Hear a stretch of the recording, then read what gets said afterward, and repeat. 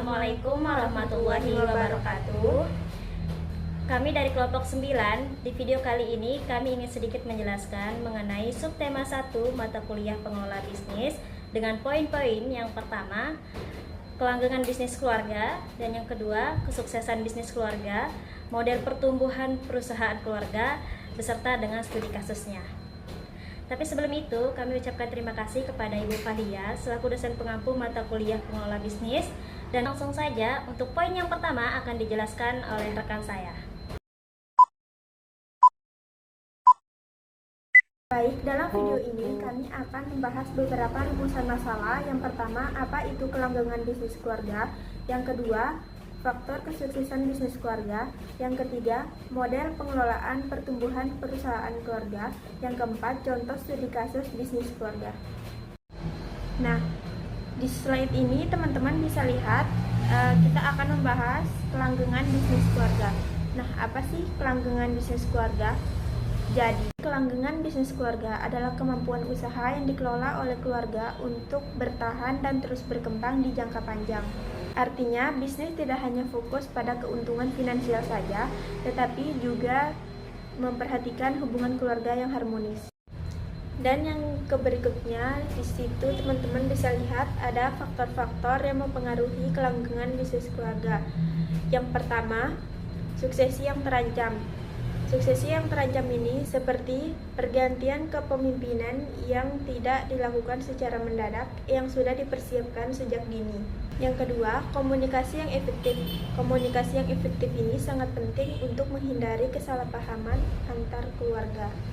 Yang ketiga, nilai dan budaya keluarga. Nilai dan budaya keluarga ini menjadi fondasi utama saat menjalankan bisnis seperti kejujuran, kerja keras, dan tanggung jawab. Yang keempat, profesionalisme. Nah, jadi di profesionalisme ini tidak hanya diisi oleh anggota keluarga, tetapi perusahaan juga bisa menetapkan orang yang kompeten di perusahaan. Yang kelima, yaitu adaptasi terhadap perubahan. Bisnis harus mampu mengikuti perkembangan pasar dan teknologi, seperti contohnya berjualan online lewat TikTok, Shopee, dan lain-lain. Dan poin berikutnya yaitu kesuksesan bisnis keluarga. Kita dapat melihat bahwa bisnis keluarga memiliki peran penting dalam perekonomian, terutama pada usaha kecil dan menengah. Keunggulan utama bisnis keluarga adalah karena adanya kepercayaan, loyalitas, dan nilai-nilai yang diwariskan. Namun, di balik itu juga ada tantangan seperti konflik internal. Jika tantangan ini tidak dikelola dengan baik, maka bisnis keluarga akan sulit bertahan di jangka panjang, terutama pada saat pergantian generasi. Dan poin berikutnya akan dijelaskan oleh partner saya, yaitu Melina Hasri. Baik, di sini saya akan menjelaskan mengenai poin yang selanjutnya, yaitu faktor-faktor yang mempengaruhi kesuksesan bisnis keluarga. Nah, teman-teman bisa lihat di slide ini bahwa di sini ada beberapa poin. Yang pertama itu kepemimpinan yang kuat dan visioner. Maksudnya adalah seorang pemimpin yang memiliki visi yang sangat kuat untuk masa depan perusahaannya, dan seorang pemimpin yang berani mengambil keputusan secara tegas dan juga menjadikan teladan untuk anggota keluarganya dan juga karyawan-karyawannya. Nah, contohnya ada seseorang yang mendirikan toko kelontong. Nah, dia ini ingin menjadikan toko kelontongnya ini untuk menjadi sebuah minimarket modern gitu. Jadi dia itu harus mampu menjadi motivasi untuk anak-anaknya nanti, supaya anak-anaknya lebih maju dan dapat memajukan perusahaannya tersebut. Nah, untuk poin yang kedua itu ada komitmen dan loyalitas anggota keluarga. Maksudnya adalah kita itu harus memiliki rasa kepemilikan atas perusahaan tersebut gitu. Harus memiliki rasa tanggung jawab serta setia dalam tujuan atau setia pada tujuan perusahaan tersebut gitu. Dan tidak terlalu mementingkan diri sendiri. Contohnya, orang tua kita ini membangun sebuah warung nasi, yang dimana kita ini memiliki rasa tanggung jawab gitu, sehingga kita rela meluangkan waktu kita untuk membantu orang tua kita berjualan, untuk membantu orang tua kita di warung nasi tersebut gitu. Jadi itu membuktikan bahwa diri kita itu sudah mempunyai rasa kepemilikan serta tanggung jawab tadi. selanjutnya itu ada pembagian peran yang jelas. Artinya atau maksudnya itu adalah dalam mengelola bisnis keluarga itu kita sudah harus menentukan tugas serta tanggung jawab pada masing-masing anggota keluarga supaya tidak ada yang namanya konflik gitu. Jadi kayak contohnya warung nasi tadi, mungkin kita tugasnya itu mungkin ayah kita bertugas untuk pembagian keuangan atau bagian keuangan, dan ibu kita tugasnya untuk mengoperasional toko, dan untuk kita mungkin sendiri anaknya itu kita pandai di bidang IT atau ilmu teknologi, jadinya kita bisa mempromosikan bisnis keluarga kita itu atau bisnis orang tua kita itu melalui media sosial, jadinya dapatlah jangkauan yang lebih luas gitu, seperti itu.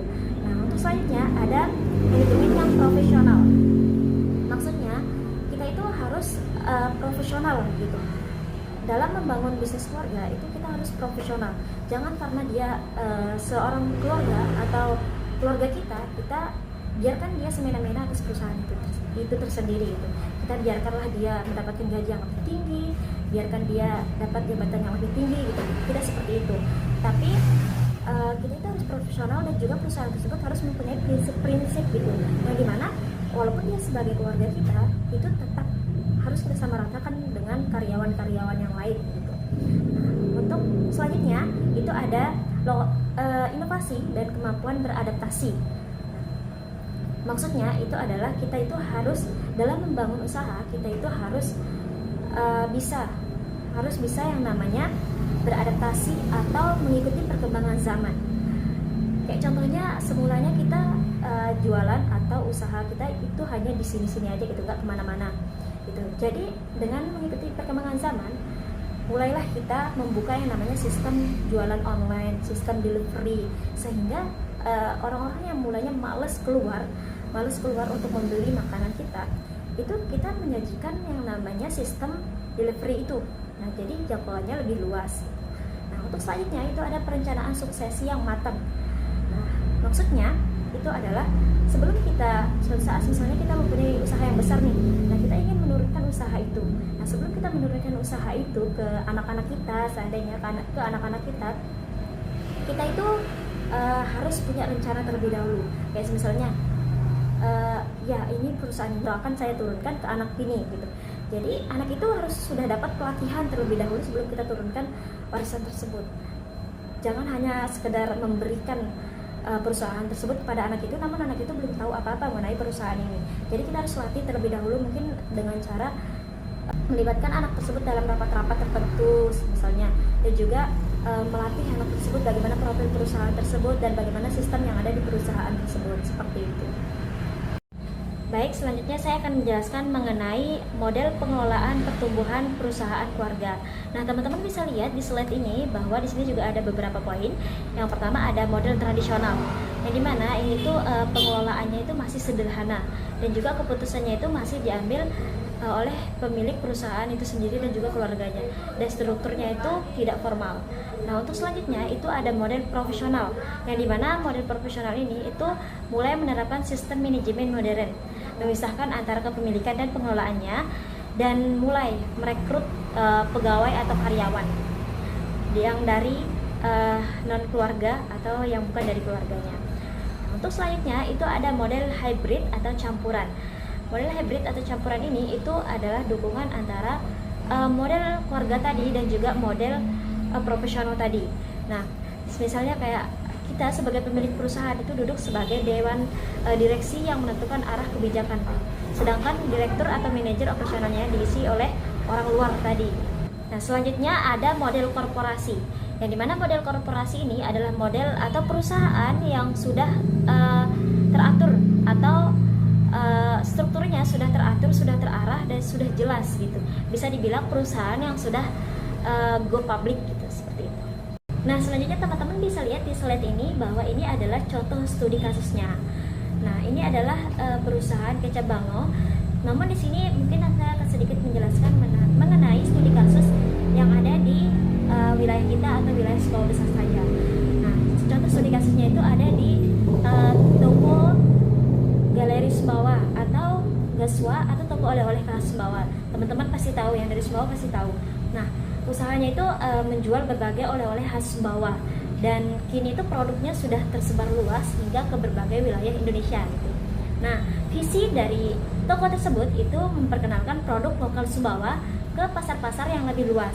Nah, awalnya kesulitan memperkenalkan produknya. Kemudian dia memanfaatkan media sosial atau Facebook untuk menjangkau lebih luas lagi pelanggannya atau orang-orang yang bisa mengenal produk khas Sumbawa tersebut tadi. Nah, untuk model pengelolaannya itu awalnya berjalan dengan model tradisional atau sendiri.